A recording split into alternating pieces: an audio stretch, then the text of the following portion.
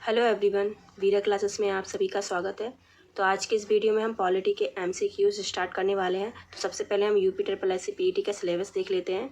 तो ये सिलेबस है, इसमें जो टॉपिक है भारतीय संविधान एवं लोक प्रशासन, ठीक है। तो Indian constitution and public administration का ये टॉपिक है। तो हम इसमें करेंगे क्या कि ये वाला जो टॉपिक है ना भारतीय संविधान का, इसके जितने भी इसके अंदर टॉपिक आ रहे हैं ना, इन सभी को हम एक साथ करेंगे।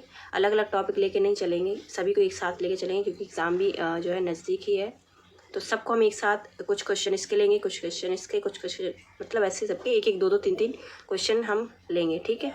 और फिर इसके बाद हम जिला प्रशासन करेंगे, अलग से टॉपिक करेंगे इसका। और ये भी पंचायती राज से तो क्वेश्चन आता ही आता है, इसको भी हम अलग से एमसीक्यूज करेंगे, ठीक है। तो बढ़ते हैं क्वेश्चन की तरफ, स्टार्ट करते हैं। फर्स्ट क्वेश्चन है, ये जो सारे क्वेश्चन है प्रीवियस ईयर एग्जाम में पूछे गए हैं। जैसे कि आप देख सकते हैं नीचे लिखा हुआ है सारे एग्जाम, जो भी एग्जाम में क्वेश्चन पूछे गए हैं उनका नाम लिख दिया गया है। तो ये क्वेश्चन काफ़ी बार पूछा गया है, भारतीय संविधान में कितने भाग हैं? 12, 22, 18 या 28? तो इसका राइट आंसर क्या हो जाएगा? बी, 22 भाग हैं, ठीक है। भारतीय संविधान में कितने भाग हैं? 22 भाग हैं। अगला क्वेश्चन है, क्वेश्चन आपको समझ में नहीं आ रहा तो वीडियो को आप पॉज कर लीजिए, क्वेश्चन को अच्छे से पढ़ लीजिए, फिर अपना आंसर कीजिए, ठीक है। तो अगला क्वेश्चन है सेकंड, भारतीय संविधान के भाग 1 में निम्न में से किसका वर्णन है? संघ और उसका राज्य क्षेत्र, नागरिकता, मूल अधिकार, राज्य की नीति निर्देशक तत्व। तो संविधान के भाग 1 में पूछ रहा है, तो इसका राइट आंसर क्या हो जाएगा? सेकंड का एक, संघ और उसका राज्य क्षेत्र का वर्णन किया गया है। और नागरिकता की बात की जाए तो भाग 2 में है, मूल अधिकार भाग 3 में, और राज्य की नीति निर्देशक तत्व किस में है? भाग 4 में, ठीक है। अगला क्वेश्चन है, भारतीय संविधान का कौन सा भाग नागरिकता से संबंधित है? जैसे कि अभी हमने कहा था, बताया आपको, भाग 2 में, ठीक है। थर्ड का हो जाएगा ए। फोर्थ है, भारतीय संविधान के अनुच्छेद 12 से अनुच्छेद 35 मुख्यतः मौलिक अधिकारों से संबंधित है, जो कि भारतीय संविधान के किस भाग में दिया हुआ है? अनुच्छेद 12 से अनुच्छेद 35 तक आपको पता होना चाहिए, मौलिक अधिकार तो हैं ही, पर ये किस भाग में आते हैं? भाग 1, भाग 2, भाग 3 या भाग 4? अभी हमने बताया इसको भाग 3 में, ठीक है। मौलिक अधिकार जो है भाग 3 में आते हैं, और इसमें आर्टिकल 12 से आर्टिकल 35 तक इसमें जो है वर्णन किया गया है। अगला है फिफ्थ क्वेश्चन, भारतीय संविधान के किस भाग में भारत को एक कल्याणकारी राज्य के रूप में स्थापित करने की बात कही गई है? संविधान की प्रस्तावना, मौलिक अधिकार, राज्य की नीति निर्देशक सिद्धांत, या फिर डी है भारतीय संविधान की अनुसूची 4 में? तो इसका राइट आंसर बताइए, किसमें कहा गया है एक भारत एक कल्याणकारी राज्य है? तो इसका राइट आंसर फिफ्थ का हो जाएगा सी, राज्य नीति के निर्देशक सिद्धांत में कहा गया, जो कि भाग 4 के अंतर्गत आता है। 6 है, भारतीय संविधान के अनुच्छेद 36 से अनुच्छेद 51 मुख्यतः राज्य की नीति निर्देशक तत्व से संबंधित है, जो भारतीय संविधान के किस भाग में दिया हुआ है? भाग 2, भाग 3, भाग 4 या भाग 5? वही क्वेश्चन है, पर इनको थोड़ा घुमा के पूछा गया है, ठीक है। तो बाद में ये मत कहिए कि एक ही क्वेश्चन आपने बार बार रिपीट कर दिया है। तो 6 का, क्योंकि ये क्वेश्चन पूछे गए, हमने अपनी तरफ से नहीं रखे हुए हैं, तो इसका राइट आंसर क्या हो जाएगा? 6 का सी, ठीक है। 6 का हो जाएगा सी, भाग 4 में राज्य की नीति निर्देशक तत्व से संबंधित है। अगला है 7 है, राज्य के दायित्व के रूप में पंचायतों के गठन का विचार भारतीय संविधान के किस भाग में उल्लिखित है? पंचायतों के गठन का आपको बताना भारतीय संविधान के किस भाग में है? ए, अध्याय 1, अध्याय 2, अध्याय 3, अध्याय 4? तो इसका राइट आंसर क्या हो जाएगा? किस में कहा गया है? यहाँ पर अध्याय की जगह भाग भी आप कर सकते हैं, ठीक है।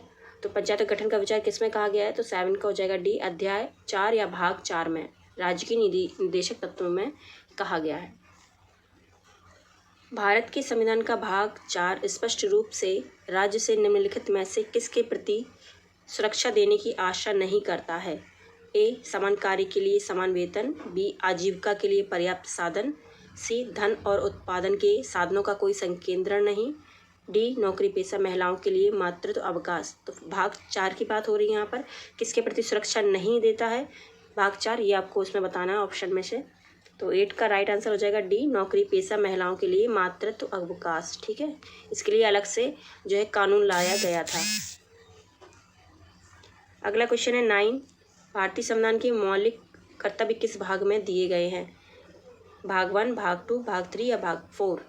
4 का ए, ठीक है। तो इसका राइट आंसर क्या हो जाएगा, मौलिक कर्तव्य किस भाग में दिए गए हैं, भाग 4 का ए में, ठीक है, इन्हें अलग से जोड़ा गया था। अगला क्वेश्चन है 10, भारत के संविधान के अनुच्छेद भाग 4 अनुच्छेद 51 ए में कितने मौलिक कर्तव्य निर्धारित किए गए हैं, 9, 11, 10 या 12। तो भाग 4 ए है, उसके अंतर्गत जो आर्टिकल 51 ए है उसमें कितने मौलिक कर्तव्य निर्धारित किए गए हैं, तो 10th का हो जाएगा बी, 11, ठीक है, 11 जो है मौलिक कर्तव्य निर्धारित किए गए हैं। 11 क्वेश्चन है, संघीय कार्यपालिका की व्याख्या संविधान के किस भाग में की गई है, भाग 8, भाग 5, भाग 6 या भाग 7। संघीय कार्यपालिका की व्याख्या संविधान के किस भाग में की गई है, तो 11 का हो जाएगा बी, भाग 5 में, ठीक है। 12 है, भारतीय संविधान के किस भाग में केंद्र सरकार का उल्लेख है, भाग 8, भाग 5, भाग 6, भाग 7। केंद्र सरकार का उल्लेख भारतीय संविधान के किस भाग में है, तो इसका राइट आंसर 12 का हो जाएगा बी, भाग 5 में, ठीक है। या तो बोल सकता है केंद्र सरकार या फिर इसकी जगह बोल सकता है संघीय कार्यपालिका, तो दोनों का ही भाग 5 होगा राइट आंसर। 13 है, भारतीय संविधान के किस भाग में राज्य सरकार का उल्लेख किया गया है, भाग 8, भाग 5, भाग 6 या भाग 7 में। राज्य सरकार का उल्लेख भारतीय संविधान के किस भाग में किया गया है, तो भाग 6 में इसका उल्लेख किया गया। पहले केंद्र आएगा फिर इसके बाद राज्य आएगा, ठीक है, तो भाग 6 में है। 14 है, भारतीय संविधान के 22 भागों में से जो संविधान के गठन के समय थे उनमें से हटाया गया एकमात्र भाग कौन सा है। क्वेश्चन को ध्यान से पढ़िए, भारतीय संविधान के 22 भाग थे, उनमें से जो संविधान के गठन के समय थे उनमें कौन सा एक भाग है जिसको हटाया गया है, भाग 5, भाग 6, भाग 7 या भाग 8। तो उसका राइट आंसर 14 का क्या हो जाएगा, सी, भाग 7 को हटाया गया था। अगला क्वेश्चन है, भारत के संविधान का भाग 8 किससे संबंधित है, राज्यों, केंद्र शासित प्रदेशों, नगर पालिकाओं या पंचायतों।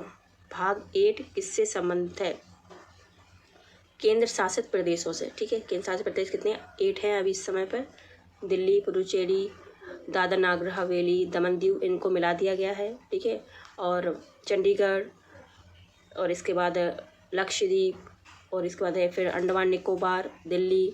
तो ये सभी क्या है, भारतीय संविधान के भाग 8 के अंतर्गत केंद्र शासित प्रदेश आते हैं, पुडुचेरी भी है। 16 है, भारतीय संविधान के किस भाग में भारत के केंद्र शासित प्रदेशों के बारे में प्रावधान है, भाग 7, भाग 9B, भाग 9 या भाग 8। अभी जस्ट बताया, तो केंद्र शासित प्रदेशों के बारे में किस में प्रावधान किया गया है, 16 का हो जाएगा डी, भाग 8 में। 17 है, भारतीय संविधान के किस भाग में पंचायती राज व्यवस्था संबंधी प्रावधान दिए गए हैं, भाग 6, भाग 9, भाग 9 का ए या भाग 8। पंचायती राज व्यवस्था संबंधी प्रावधान भारतीय संविधान के किस भाग में किया गया है, तो भाग 9 में, ठीक है, भाग 9 में। 18 है, हमारे संविधान के किस भाग में 3 सोपानों में पंचायतें बनाने की परिकल्पना की गई है, भाग 9। देखिए क्वेश्चन वही है, बस पूछ लिया गया घुमा के, 3 सोपानों में, ठीक है, जिला, खंड और गांव स्तर पर जो है ना 3 सोपान, 3 स्तरों में बांटा गया था पंचायतों को, तो उसी के बारे में क्वेश्चन पूछा गया है, पर थोड़ा घुमा के। ए है भाग 9, भाग 10, भाग 11, भाग 12। तो इसका राइट आंसर क्या हो जाएगा, भाग 9, ठीक है। 18 का हो जाएगा ए, भाग 9। 90 क्वेश्चन है, भारतीय संविधान के किस भाग में नगर पालिकाओं के बारे में बताया गया है, भाग 7, 8, भाग 9, भाग 9 का ए। तो इसका राइट आंसर क्या हो जाएगा, 18 का, 19 का है, तो 19 का राइट आंसर हो जाएगा डी, 9 का ए, ठीक है, भाग 9 का ए। 9 में है पंचायतें और भाग 9A में है नगर पालिका। अगला क्वेश्चन है और लास्ट क्वेश्चन है ये, भारतीय संविधान का भाग 10 किसके बारे में बताता है, केंद्र राज्य संबंध, केंद्र शासित प्रदेश और SC ST क्षेत्र या डी है निर्वाचन।